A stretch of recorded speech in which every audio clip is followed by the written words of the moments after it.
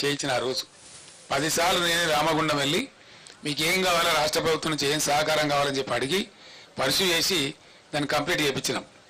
Course మా ప్రభుత్వం పోయిన తర్వాత మొన్న వచ్చింది అది. మన ప్రైమ్ మినిస్టర్ వచ్చి దాన్ని డెడికేట్ చేసినాడు. ఇప్పుడు ఆ సప్లై కూడా యాడ్ అయింది. అంటే మా ప్రభుత్వం ఉన్నప్పటికంటే ఇంకొక 1600 మెగావాట్లలో 85%. ఎన్టీపీసీ ఏం చేస్తుందంటే ఏ రాష్ట్రంలో ఉందో ఏ రాష్ట్రం కోసం కట్టినరో దానికి 85% ఇస్తుంది, 15% ఏమో వాళ్ళు నేషనల్ కోసం తీసుకుంటారు. అంటే ఆ ప్రకారంగా అద్భుతమైన కరెంటు ఎంతైతే 1600లో 85% అంటే ఆ సుమారు 1500 వస్తుంది. 1450 నుంచి 1500 మెగావాట్లు అదనంగా యాడ్ అయింది. చేస్తే ఈ ప్రభుత్వం పట్టించుకొని చేస్తలేదు. కానీ ఈ పాటికి యాదాద్రిలో కూడా 1-2 యూనిట్లు వచ్చే అవకాశం కూడా ఉండే. అంటే ఇక్కడ 1500 1600 వచ్చే అవకాశం ఉండేది మన సొంతం. దీని నుంచి ఒక యూనిట్ కూడా బయటకి ఇచ్చే అవసరం లేదు. మరి ఇంత ఉజ్వలంగా తయారైనటువంటి పవర్ సిస్టమ్ ఎందుకు ఈరోజు ఇబ్బంది పడతా ఉంది? ఇది పరిపాలకుల అసమర్థత అవునా కాదా? దయచేసి మీరే ఆలోచన చేయాలి. ఇది పని చేయలేనటువంటి పని చేతగానటువంటి ఒక అసమర్థ ప్రభుత్వ విధానం అనుకోవన్నా దీన్ని ఏ విధంగా అర్థం చేసుకోవాలా? లేదు అంటే మనకు దరిద్రం ఉందంటే అర్థం చేసుకోవచ్చు. ఉండి దరిద్రం ఎందుకండి? ఏం కారణం చేత? ఇంకోటి మనకు తర్వాతనండి, అంత గుర్తించడం అవసరం లేదు రాహుల్, చెప్తాం, నో ప్రాబ్లం. ఇంత అద్భుతమైన పవర్ సిస్టమ్ ఎందుకు ఫెయిల్ అవుతా ఉంది రాష్ట్రంలో? 7 ఏళ్ళు నడిచినటువంటి సిస్టమ్, 7 ఇయర్స్ అద్భుతంగా అందరికీ అందుబాటులో ఉన్న కరెంటు స్విచ్ ఆఫ్ చేసినట్టుగా ఎందుకు మాయమైంది? దీనికి ఎవరు సమాధానం చెప్పాలా? ఎవరు బాధ్యత తీసుకోవాలా? ఈ క్రాస్ టాక్ కాదండి రాహుల్ గారు. You question your own heart. What is wrong with the system? 7 ఏళ్ళు 7.5 ఏళ్ళు బ్రహ్మాండంగా నడిచినటువంటి సిస్టమ్ 3 నెలల లోపల నడుస్తలేదు అంటే ఎవల అసమర్థత అండి? ఎవల ఫెయిల్యూర్ ఇది? 100కు 100% నేను ఆరోపిస్తున్నా ఇప్పుడు ఉన్నటువంటి అసమర్థ, అవివేక, తెలివి తక్కువ కాంగ్రెస్ పార్టీ యొక్క అసమర్థత, మరేం కాదు. వాళ్ళకి వాడుకోవస్తలేదు, వాళ్ళకి తెలివి లేదు పాపం. మేమన్నా టెక్నోక్రాట్స్ని పెట్టి నడిపినాం, మాకు తెలివి లేక కాదు. పవర్ సిస్టంలో మొత్తం ఐఏఎస్ ఆఫీసర్లను తొలగించి 100% టెక్నోక్రాట్స్ని పెట్టాం మేము.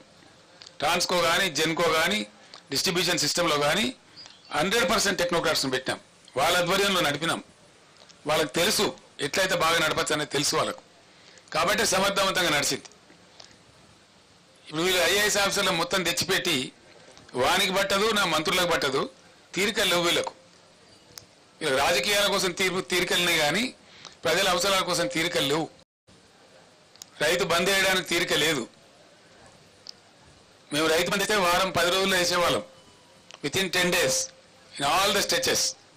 మొదలు పెట్టినామంటే 10 days, మ్యాక్సిమం ఎప్పుడైనా 12 days అందరు రైతులకు పడిపోయేది.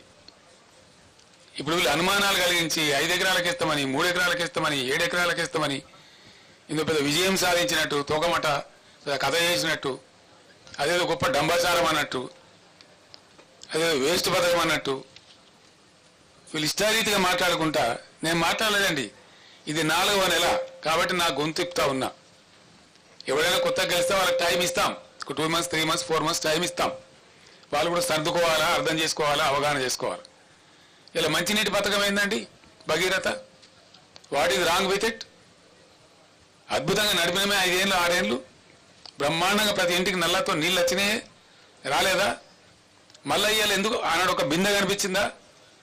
హైదరాబాద్ నగరంలో కానీ, బయట ఊళ్ళల్లో కానీ, గ్రామాలలో కానీ ఒకరైనా ఒక ట్యాంకర్ కనబడ్డదా? ట్యాంకర్ల బిజినెస్ కనబడ్డదా? ఇవాళ ట్యాంకర్ కొనుక్కునే దుస్థితి ప్రజలకు ఎందుకు వచ్చింది? బిందెలు బట్టి మోసుకునే పరిస్థితి తెచ్చినటువంటి కారకులు ఎవరు? ఇవాళ ఆ అసమర్థులు ఎవరు? ఇవాళ గవర్నమెంటు, ముఖ్యమంత్రి, మంత్రులు కాదా?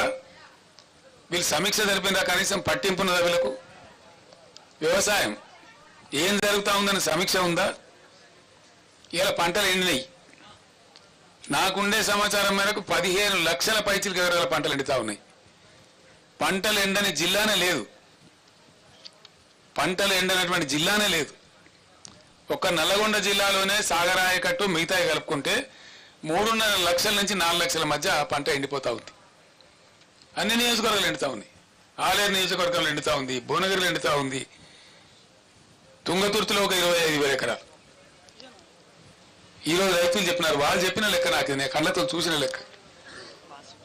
ప్రతి ఊరికి 200, 300, 400 ఎకరాలు ఎండుతా ఉంది. ఇవాళ సూర్యాపేటలో ఒక 20-24 వేల ఎకరాలు ఎండుతా ఉంది. భయంకరంగా సాగర్ ఆయకట్ల కూడా చాలా తీవ్రంగా ఎండిపోయింది పంట. ఎందుకండి? ఏం కారణం చేత ఎండబెట్టిన మీరు సాగర్ ఆయకట్లో? ఈ రోజు కూడా నాగార్జున సాగర్లో even today when I'm speaking to the press,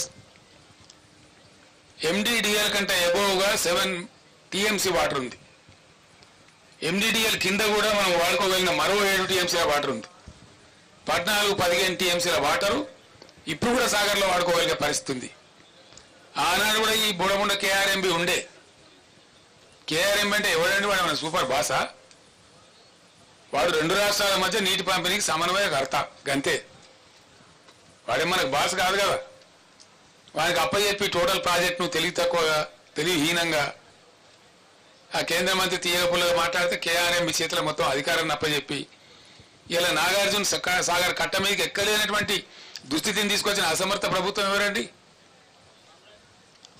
ఎప్పుడు మమ్మల్ని కూడా KRMB నిరోధించేది, మేము దటాయించేది వాళ్ళం. మాకంటే ఆంధ్ర ఎక్కువ తీసుకున్నది పోయిన 2-3 సంవత్సరాలలో. మా క్యారీ ఫార్వర్డ్ ఇవ్వాలి, మాకు రైట్ ఉన్నదని చెప్పి వాళ్ళు ఆపిన తూములు లేపి 4 తళ్ళు 3 తళ్ళు ఇచ్చినాం. 8 పంటలు నాగార్జున సాగర్ కింద 1 ఎకరం కూడా ఎండనీయకుండా పండించినాం. దాదాపు 18 పంటలు కొన్ని వర్షాలతోని దాదాపు 8 సంవత్సరాల పాటు ఎండనీయలే, 1 ఎకరం కూడా ఎండనీయలే. ఇవాళ ఎందుకు 1,00,000 ఎకరాలు ఎండిపోయింది సాగర్ కింద? ఎందుకు అల్లాడుతున్నది రైతాంగం? ఇది బాధ కాదు రైతులది. చిల్లర కాయగూరకుడు మాటలు, పూటగొప్ప PR స్టంట్ పెట్టి అని లంగా ముచ్చలు ప్రచారం చేసి ప్రజలు పట్టరా? రాజకీయాలు చేద్దాం, మత్తుగా చేద్దాం రాజకీయాలు. మేము కూడా చాలా చేసినాం. చాలా మందిని పాత్రలు పెట్టినాం, చాలా మందిని ఎత్తినాం, చాలా మందిని ఎక్కినాం, మేము గద్దెలు ఎక్కినాం. 10 సంవత్సరాలు మేము కూడా పరిపాలన చేసినాం. అదంత పెద్ద గొప్ప విషయం కాదు. అధికారం వస్తూ ఉంటుంది, పోతూ ఉంటుంది, నథింగ్ గ్రేట్ అబౌట్ ఇట్. కానీ ప్రజలు ఎక్కడ పోవాలా? నీ రాజకీయం నా రాజకీయం అంతా ప్రజలు కదా, ముఖ్యంగా రైతాంగం కదా, గ్రామాలు కదా. పట్టుబొమ్మల్లాగా ఉన్న పల్లెసీమలలో ఎలా బోరు బండ్ల హోరు వినిపిస్తూ ఉన్నది. బంద్ అయినాయి బోరు బండ్లు. గత 8 ఏళ్ళుగా బోరు బండి కనవల్లే, అడ్రస్ లేకుండే. కరెంటు వైండింగ్ మోటార్లు మళ్ళీ అద్భుతంగా రోజుకు 20-30 మోటార్లు వైండింగ్ చేస్తూ ఉన్నాయి. అవి కనబడలే, మాయమైపోయినాయి.